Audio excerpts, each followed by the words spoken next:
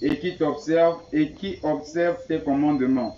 Verset 5, nous avons péché, nous avons commis l'iniquité, nous avons été méchants et rebelles. Nous nous sommes détournés de tes commandements et de tes ordonnances. Verset 6, nous n'avons pas écouté tes serviteurs, les prophètes qui ont parlé en ton nom à nos rois, à nos chefs, à nos pères et à tout le peuple du pays. Verset 7, à toi Seigneur est la justice et à nous la confusion des faces. En ce jour, aux hommes de Juda, aux habitants de Jérusalem et à tout Israël, à ceux qui sont près et à ceux qui sont loin, dans tous les pays où tu les as chassés à cause des infidélités dont ils se sont rendus coupables envers toi. Verset 8, Seigneur, à nous la confusion des faces, à nos rois, à nos chefs et à nos pères, parce que nous avons péché contre toi. Ok, tu peux t'arrêter là. Voilà. Nous voulons nous rapprocher de Dieu par un nouveau départ. Voilà. La Bible nous a parlé ce matin et Dieu dit, lorsqu'il va fermer le ciel, si les hommes auxquels le ciel a été fermé s'humilient, prient et recherchent la face de Dieu, Dieu dit qu'il va exaucer la prière. Il va exaucer la prière. Nous devons savoir que dans la vie de chaque peuple, de chaque famille ou chaque individu, il peut arriver des périodes où le ciel est fermé. Voilà, il arrive toujours les périodes où le ciel est fermé. Et quand le ciel se ferme, le constat se fait constater automatiquement. Les choses inexplicables commencent à se passer dans la nation, commencent à se passer dans la vie d'une famille, ou commencent à se passer dans la vie d'un individu. Des choses auxquelles tu ne trouves pas de réponses. Toutes sortes de complications et de difficultés surgissent lorsque le ciel est fermé. Et comprenons que lorsque tu commences à vivre des choses qui vont au-delà de ton entendement, tu dois comprendre qu'il y a des choses inexplicables qui se passent. Voilà. Nous devons savoir que la nature ou le monde peut vivre des menaces. Les menaces peuvent venir de Dieu. Les menaces peuvent aussi venir de Satan. Voilà. Donc, le monde peut expérimenter ce genre de choses. Et comprenons qu'il est important que lorsque nous vivons des complications, quand tu vis des complications, comprends la nécessité de te retirer. Comprends qu'il y a une certaine période dans une vie, dans une famille, dans une nation, qu'il faut chercher la face de Dieu. Il faut chercher la face de Dieu. Il est très important qu'après un certain moment, il faut toujours revenir vers Dieu pour chercher une connexion, pour chercher une nouvelle alliance avec Dieu, pour chercher un nouveau départ avec Dieu. Voilà. Les choses ne s'arrangeront pas d'elles-mêmes souvent. Voilà. Il y a certaines choses qui pourront s'arranger dans ta vie. Pourquoi? Parce que tu as eu recours au spirituel. Il y a certaines situations qui ne se résolvent pas par des moyens physiques. Il y a certains problèmes qu'il faut obligatoirement invoquer le surnaturel. S'il n'y a pas de surnaturel qui intervient, vous ne pourrez jamais trouver la solution.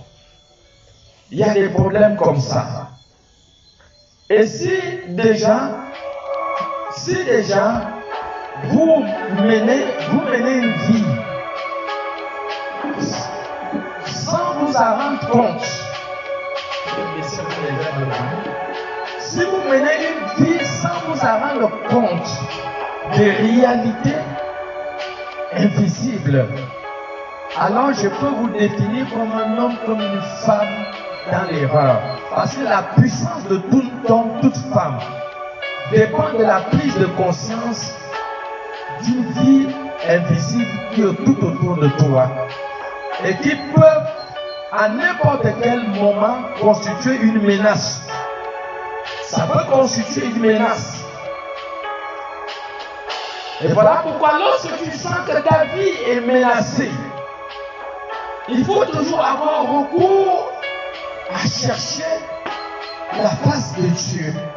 Nous devons toujours chercher la face de Dieu lorsque nous sentons que ça ne va pas. Il est très important de comprendre cela. Chercher la face de Dieu quand tu sens que ça ne va pas. Et c'est ce que Dieu veut. Même Dieu sait qu'à un certain moment ça ne va pas. Vous vivez d'une manière que vous sentez qu'il y a quelque chose qui est bloqué, il y a quelque chose qui ne marche pas. Vous sentez que le ciel est véritablement fermé.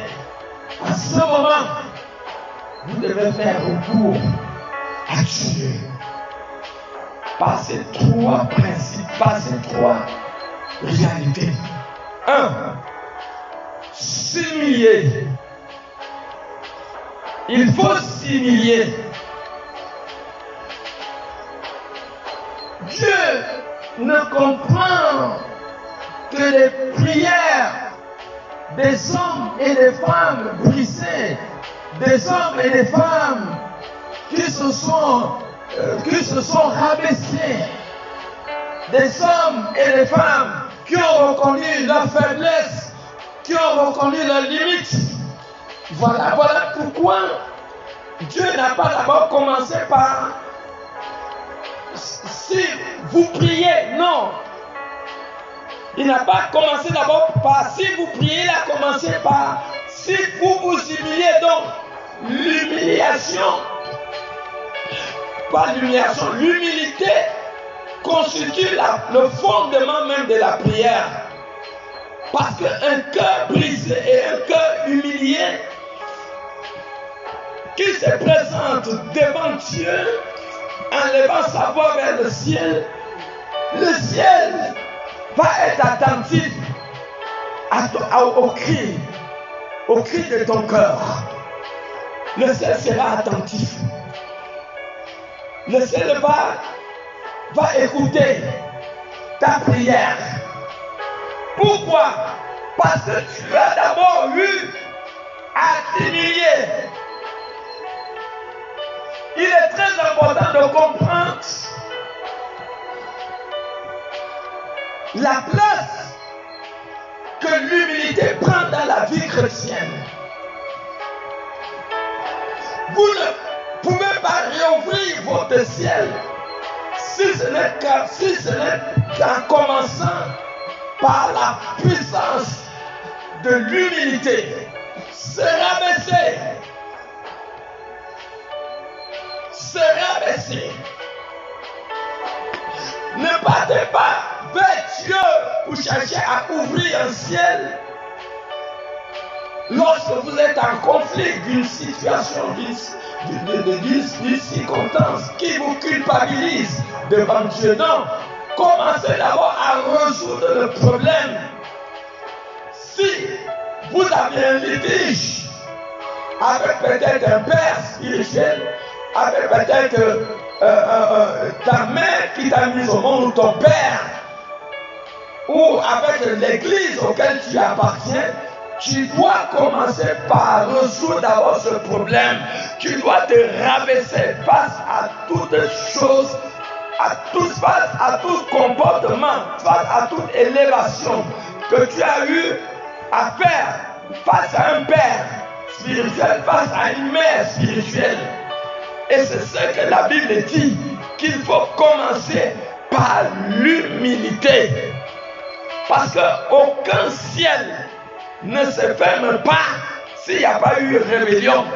Quand il y a rébellion contre les envoyés de Dieu, quand il y a rébellion contre les prophètes, les serviteurs et les servants de Dieu, c'est souvent ces comportements qui déclenchent la fermeture du ciel lorsqu'il y a eu des actes abominables qui ont été posés et que tu n'as pas reconnu tes mauvaises actions et tu t'engages directement à aller invoquer Dieu, il est possible que Dieu ne puisse pas t'écouter parce que tu n'es pas venu vers Dieu avec un cœur brisé, avec un cœur humilié, avec un cœur humble.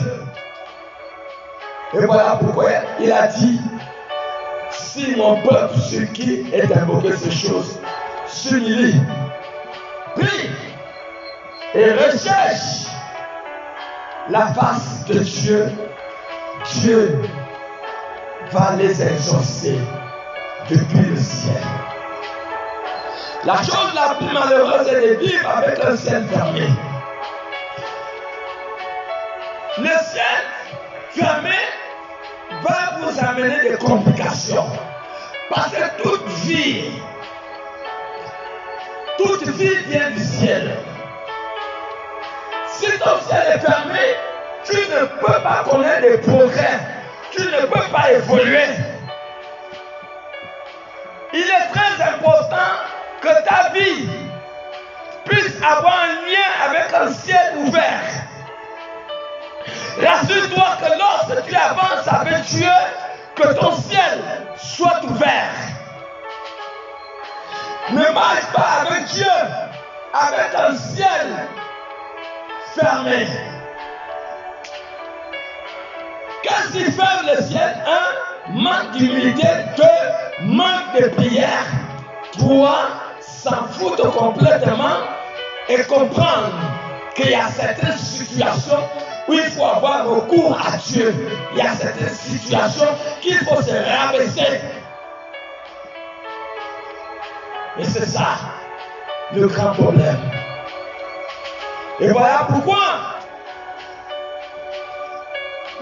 Dieu avait parlé à Jérémie.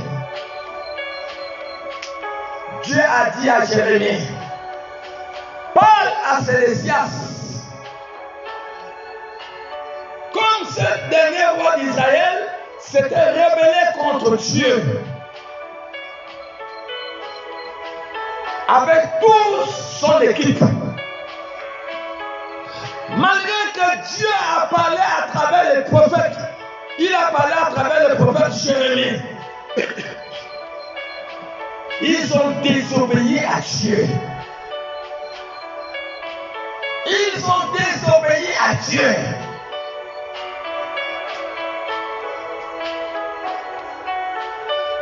Lorsque ce peuple a désobéi à Dieu,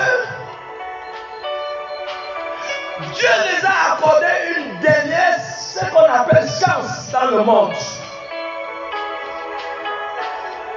Dieu a vu que la fin de ce peuple était arrivée. Parce qu'il arrive à un certain moment, lorsqu'un peuple a beaucoup offensé Dieu, lorsqu'une famille a beaucoup offensé Dieu, lorsqu'un individu a beaucoup offensé Dieu, Dieu peut accorder à cette famille une dernière chance. À ce peuple une dernière chance. À cet individu une dernière chance. Pour sauver leur vie.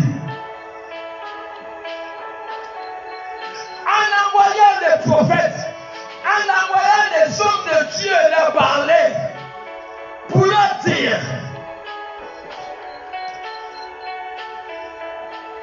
la situation n'est pas bonne devant Dieu, en leur disant de revenir à Dieu, en leur disant d'obéir aux lois, aux commandements de Dieu. Et c'est ça que Jérémie a fait. Jérémie est parti. Il a parlé à Sédécias. Il a dit à Sédécias que l'Éternel Dieu, sa colère a éclaté. Et Dieu vous accorde une dernière chance pour sauver votre vie. Allez-y chez le roi Nebuchadnezzar, allez vous livrer à lui. Moi-même, je veux protéger votre vie.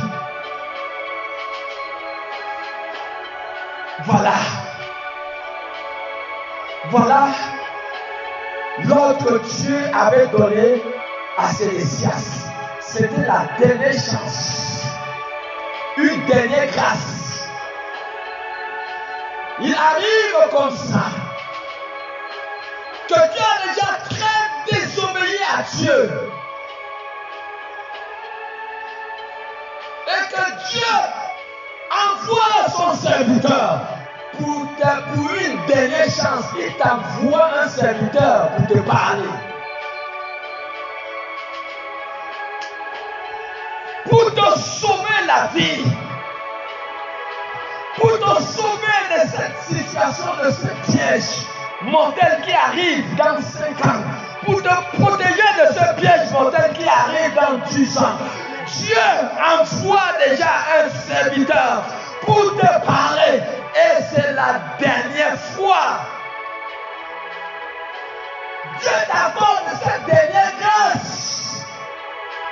C'était la dernière grâce pour ce peuple. C'était la dernière grâce. Ils avaient déjà offensé Dieu. Un jour, Sédécias est venu personnellement. Il dit à Jérémie, parle-moi. Est-ce que c'est vrai ce que tu dis? Jérémie lui a dit, si tu ne te livres pas au roi de Nebuchadnezzar, il dit, Dieu va réduire ce pays. Il va détruire ce pays. Mais Sédécias a écouté la voix de Jérémie et il est resté endurci. Et voici ce que Dieu les a dit dans Jérémie 25. Lisez le verset 11 et le verset 12. Il est resté endurci. Il est resté endurci. Comme nous pouvons le constater aujourd'hui, Dieu a parlé à une catégorie de personnes. Dieu est venu, Dieu les a parlé encore, ils n'ont pas compris. Jérémie 25, le verset 11 à 12.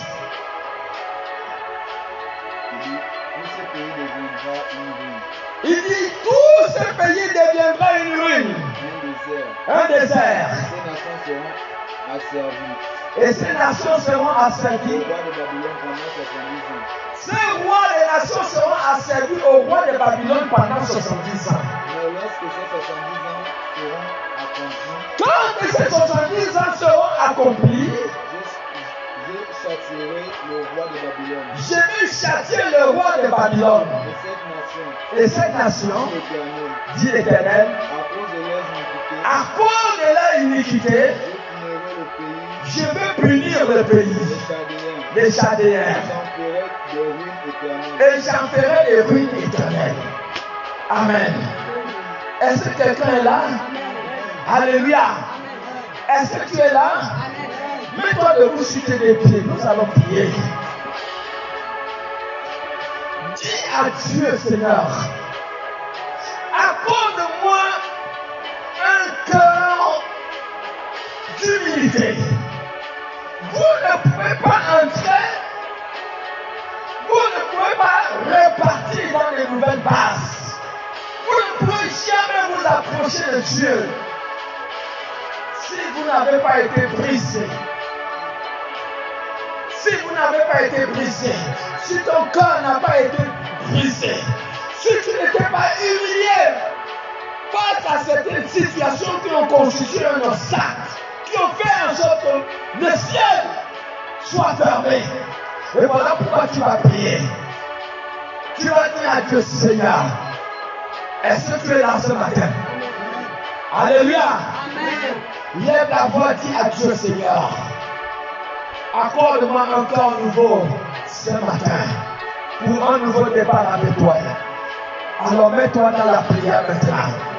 Un corps nouveau, un corps nouveau, un corps nouveau pour un nouveau départ. Un corps nouveau pour un nouveau départ. Au nom de Jésus, un cœur humble, un cœur humble, un cœur humble pour un nouveau départ. Au nom de Jésus, au nom de Jésus. Ô Saint-Esprit d'Élohim, un nouveau cœur, Seigneur, un nouveau cœur, Seigneur, pour ce peuple, Seigneur, ce matin. Au nom de Jésus, au nom de Jésus, au nom de Jésus, que tout cœur de pierre, que tout cœur d'orgueil soit ôté de ma vie. Tout corps hautain soit ôté de ma vie. Accorde-moi un corps nouveau, Seigneur, ce matin. Dans le nom de Jésus, dans le nom de Jésus, dans le nom de Jésus. Merci Saint-Esprit. Merci pour ton amour ce matin. Merci Seigneur Jésus. Dieu ne met pas autorité, commence à détruire tout esprit d'orgueil au-delà de ta personne. Prie au nom de Jésus. Prie au nom de Jésus. Brise tout esprit d'orgueil. Tout esprit d'orgueil. Brise, Seigneur. Au nom de Jésus, Seigneur. Ce matin, alors que nous évoluons vers un nouveau départ, nous voulons déclarer que tout esprit d'orgueil soit brisé ce matin. Soit brisé ce matin dans nos vies. Tout esprit d'orgueil ce matin soit brisé dans notre vie. Soit brisé dans notre vie. Soit brisé dans notre vie. Au nom puissant de Jésus. Merci Jésus. Merci Jésus pour ton amour. Au nom de Jésus-Christ. Amen. Asseyez-vous. C'était la dernière grâce pour ce peuple. Et malgré tout ce que Dieu avait parlé à travers Jérémie, ce peuple est resté incrédule. Le peuple est resté incrédule. Malgré les avertissements venant du ciel. Ils ne savaient pas le mal qu'ils étaient en train de faire à eux-mêmes. Ils ne savaient pas le mal qu'ils étaient en train de faire à leur propre peuple. Lui, il arrive des moments que certaines familles évoluent dans la rébellion avec Dieu. Que Dieu parle à cette famille. Dieu les parle, mais ils ne comprennent pas. Il les parle, mais ils ne comprennent pas. Mais ces familles ne comprennent pas que le mal qu'ils sont en train de se faire, ils font le même mal dans leur famille. Parce que les actes qu'ils posent devront peser sur eux. Ça va peser dans la vie de leurs fils et ça va peser dans la vie de leurs petits-enfants. Parce que Dieu punit l'iniquité des pères aux fils de la 3e et de la 4e génération de ceux qui haïssent. Et voilà pourquoi certains problèmes, certaines difficultés que beaucoup de gens expérimentent aujourd'hui n'est pas souvent dû parce que Dieu a lui à poser certaines actions négatives. Non, il y a certains problèmes qui sont dus parce qu'il y a des pères qui ont péché. Il y a des mères qui ont péché, qui ont offensé Dieu. Et les conséquences des actes qu'ils nous ont lui apposés vont devoir peser dans leur vie, dans la vie de leurs enfants, dans la vie de leurs petits-enfants et dans la vie de leurs petits-fils. Parce que ça va jusqu'à 4 générations. 4 générations de personnes qui ont offensé Dieu. Et c'est pour cela que nous pouvons nous retrouver par un ciel fermé. Tu peux te retrouver dans un problème que tu regardes ta vie et tu constates. Tu fais le bilan de ta vie et tu n'arrives pas véritablement à comprendre ce qui ne va pas. Il arrive des moments qui ne te limitent pas à ta vie. Cherche. Qu'est-ce que ton père, quelle est la vie que ton père a menée? Quelle est la vie que ton grand-père a menée? Est-ce que les liens avaient été brisés?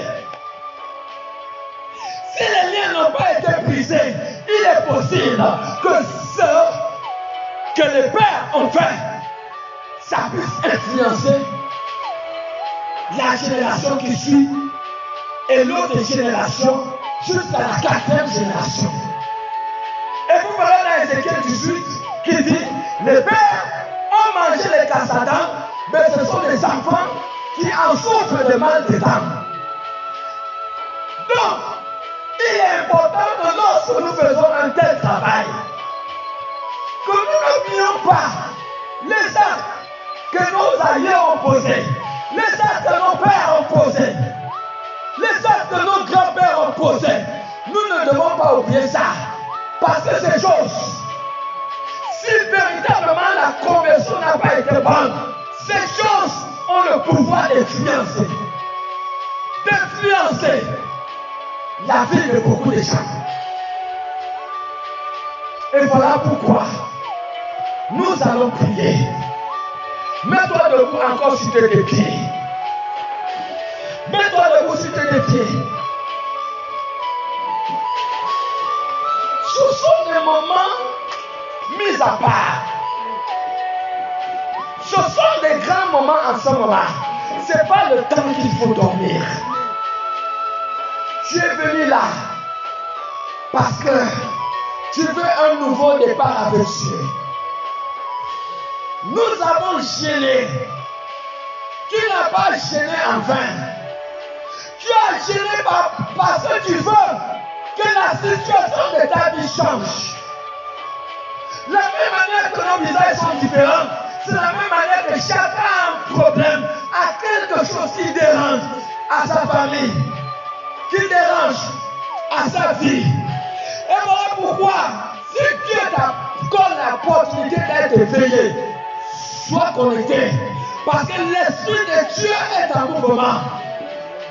L'Esprit de Dieu est en mouvement pour un nouveau départ. L'Esprit de Dieu est en mouvement pour un nouveau départ. Tu vas lever ta voix. Qui sait la situation aujourd'hui que tes frères et tes soeurs traversent? Qui sait si c'est ton grand-père qui a vécu une vie qui n'était pas de Dieu? Qui sait si c'est ton père qui était idolâtre, qui a allé chez le marabout ou chez le ganga? Et depuis un certain temps, tu te bats pour pouvoir t'en sortir. Mais tu sens toujours que ça ne va pas.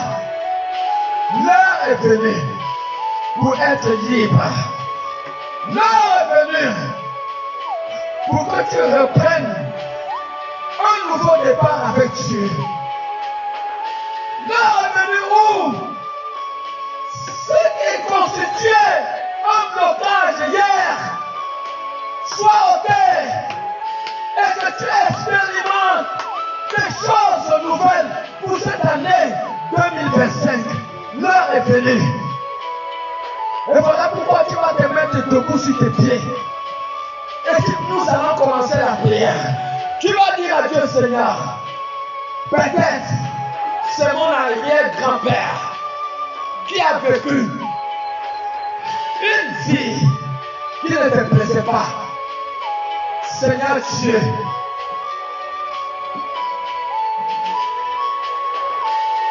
accorde-moi la grâce, par la force de ton esprit, de briser toutes les conséquences négatives des actes qu'ils avaient eu à poser et qui ont affecté nos vies aujourd'hui. Seigneur, que les conséquences de ces choses soient brisées. Que le mal qu'ils ont eu à faire, Seigneur, ne puisse plus affecter notre vie. Que les liens soient brisés. Commence à prier dans le nom de Jésus. Commence à briser. Brise les liens. Brise les actes. Toutes les conséquences des actes qu'ils ont eu à poser. Toute offense qu'ils ont eu à faire vis-à-vis de Dieu. Et qui affecte la vie de beaucoup de gens aujourd'hui. Seigneur, sois brisé. Sois brisé. Sois brisé. Au nom de Jésus. Au nom de Jésus. Seigneur, tout ce qu'ils ont eu à faire. Tout ce que nos aïeux ont eu à faire. Et qui affecte nos vies aujourd'hui. Seigneur, nous déclarons que cela soit brisé. Que cela soit brisé. Que cela soit brisé. Au nom de Jésus. Au nom de Jésus. Au nom de Jésus. Nous brisons les liens. Nous brisons les liens. Nous brisons les liens. Dans le nom de Jésus. Nous brisons les liens. Au nom puissant de Jésus. Au nom puissant de Jésus. Tout ce qui a été fait. Seigneur, oh Dieu. Tous les actes négatifs. Seigneur, que nos aïeux ont posé. Seigneur, tu as discipliné l'iniquité des pères au fils. De la 3e jusqu'à la 4e génération. De ceux qui t'haïssent. Oh Elohim, étends ta main, étends ta main. Nous déclarons que toutes les conséquences de ces choses prennent fin, prennent fin, prennent fin, prennent fin dans notre vie, dans notre vie. Seigneur, nous nous séparons de ces liens, nous nous séparons de ces liens au nom puissant de Jésus. Oh Adonai, merci Jésus, merci Elohim, merci pour ton amour, merci pour ta grâce. Seigneur, oh Dieu, merci Saint-Esprit pour tout ce que tu as accompli maintenant à cet instant exact. Lève la voix, brise tous les liens du grand-père. Le grand-père, nous sommes autour du grand-père. Tous les actes que les grands-pères ont posés. Seigneur, tu as affecté nos vies. Négativement, sois brisé, sois brisé. Tous les actes négatifs que nos grands-pères ont posés et qui ont affecté nos vies. Seigneur, négativement. Seigneur, nous déclarons, Seigneur, que les conséquences de ces choses prennent fin dans notre vie, prennent fin dans la vie de nos enfants, dans le nom de Jésus, dans le nom de Jésus, dans le nom de Jésus, au nom puissant de Jésus, nous déclarons la fin de toute influence négative, Seigneur, de ces choses dans notre vie, au nom puissant de Jésus, au nom puissant de Jésus, au nom puissant de Jésus, ô Saint-Esprit de Dieu, interviens dans nos vies, interviens dans nos vies, interviens dans nos vies, interviens dans nos vies, interviens dans la vie de ce peuple, au nom de Jésus, au nom de Jésus. Bien-aimé, c'est le tour maintenant de nos pères. Commence à continuer à prier que tout acte négatif, peut-être nos pères ont été des idolâtres, ils ont adoré les marabouts, les gangas, et ces choses, lorsque nous sommes nés, ça a continué à affecter notre vie. À cause de notre mauvaise conversion, nous déclarons que ce matin, ô Elohim, étends ta main.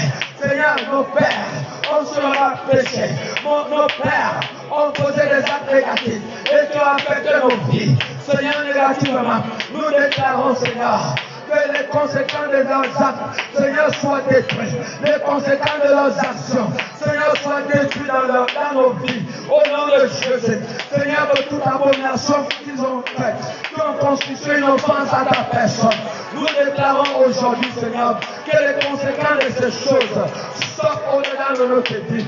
Nous refusons, Seigneur, que les pères devons manger les casse-à-dents. Et que c'est le Fils, Seigneur, qui en souffre des mal des dents. Nous refusons, Seigneur, que les pères ont posé les actes négatifs et que c'est nous qui en payons le prix aujourd'hui. Nous déclarons non. Nous disons non, Seigneur. Nous déclarons, Seigneur, la fin, Seigneur, au Dieu, de toute influence négative, des actions de nos pères. Nous disons non à toute influence négative, des actes négatifs de nos aïeux. Nous disons non à toute manipulation démoniaque, Seigneur, aux actions négatives, Seigneur, que nos aïeux ont posées dans le passé. Nous déclarons que les liens soient coupés, que les liens soient coupés aujourd'hui, que les liens soient coupés aujourd'hui, au nom puissant de Jésus, au nom puissant de Jésus. Oh Adonai, merci. Merci Seigneur. À toi l'honneur, la gloire. Dans le nom de Jésus que nous avons prié. Amen. Asseyez-vous. Bien-aimés, ils ont été rebelles vis-à-vis de Dieu. Ils ont été rebelles. Certaines situations arrivent. Lorsque l'offense a dépassé sa limite, on ne peut plus calmer Dieu. À chaque moment, il y a eu une offense vis-à-vis de Dieu. Dieu a toujours envoyé un prophète. Toujours et toujours, il a envoyé un prophète. Nous prenons l'exemple de David. Dans 1 Chronique 21, David est parti faire le dénombrement. Et David n'a pas respecté les règles du dénombrement. Parce qu'il était excité par le diable. Et Dieu a envoyé un prophète.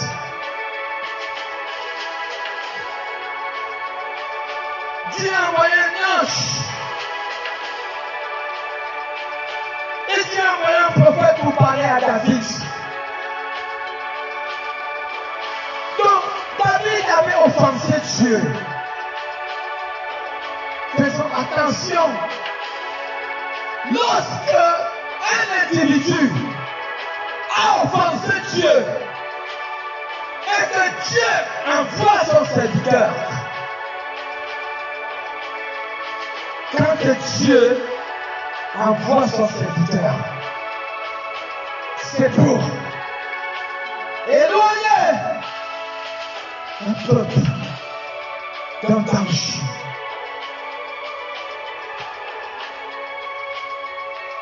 Alors, David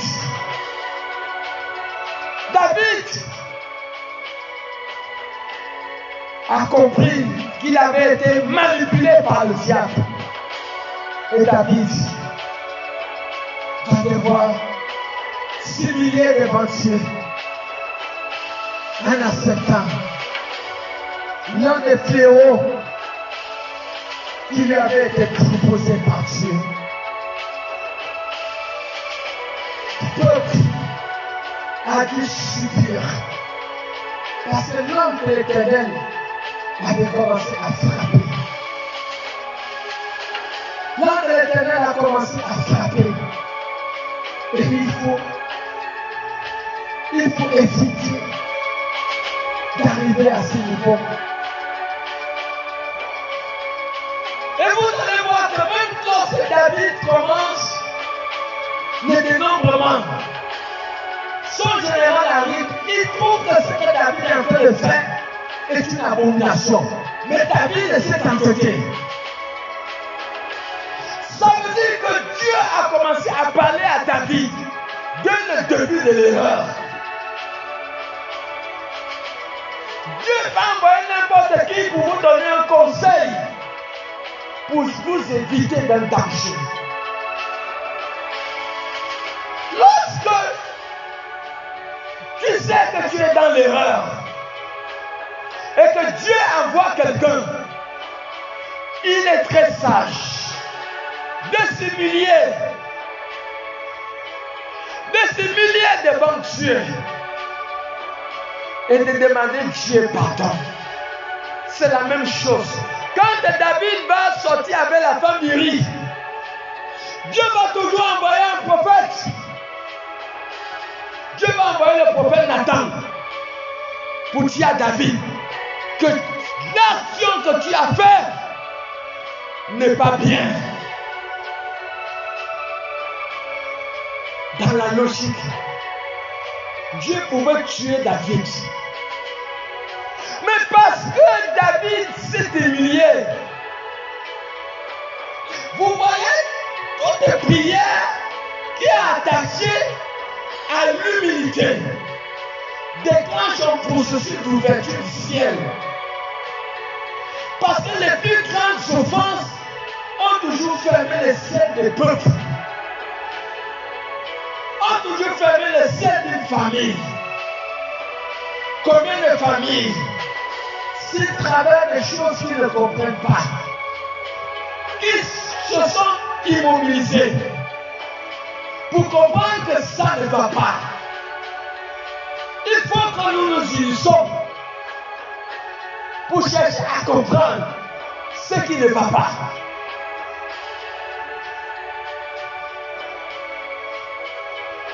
Quelle famille qui le fait? Quelle famille? Même lorsque le ciel d'Israël a été fermé pendant 3 ans, David a dit envoyer, Dieu a dû envoyer le prophète Élie. Pendant 3 ans, le ciel d'Israël était fermé. Amen. 3 ans, le ciel d'Israël était fermé. Dieu va envoyer Élie. Quand Dieu envoie Élie auprès d'Akab, Dieu savait que le ciel était fermé.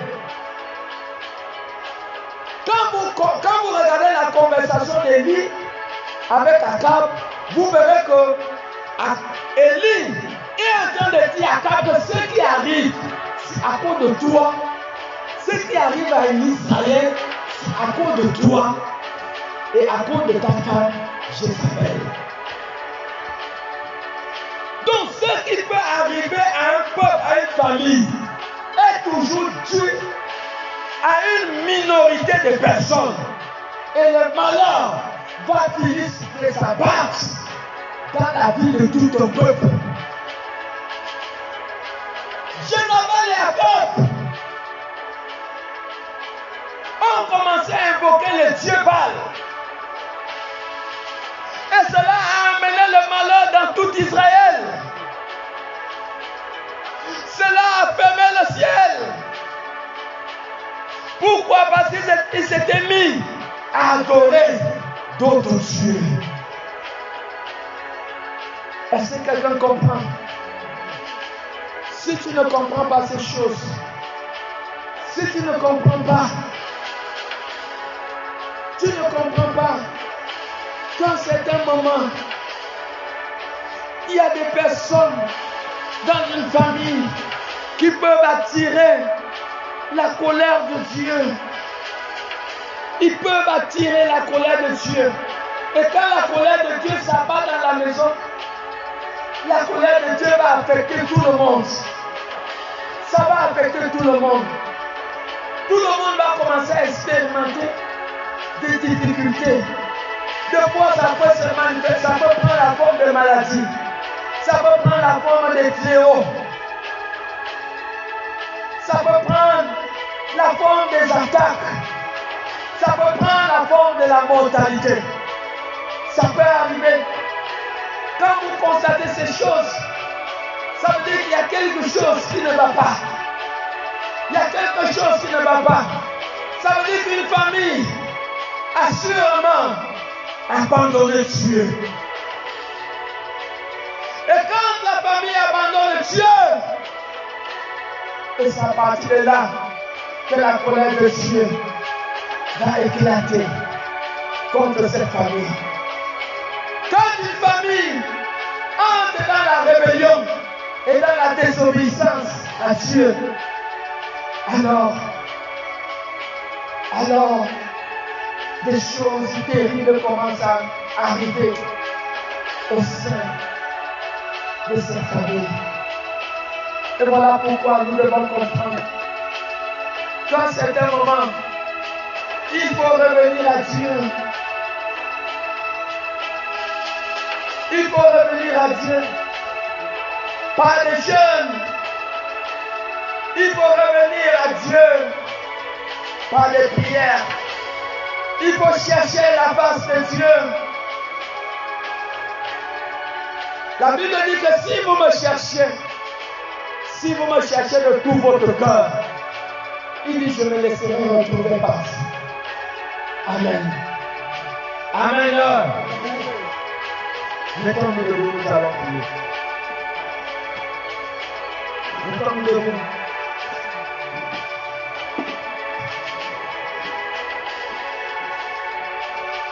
Amenez-nous dans un quartier d'adoration.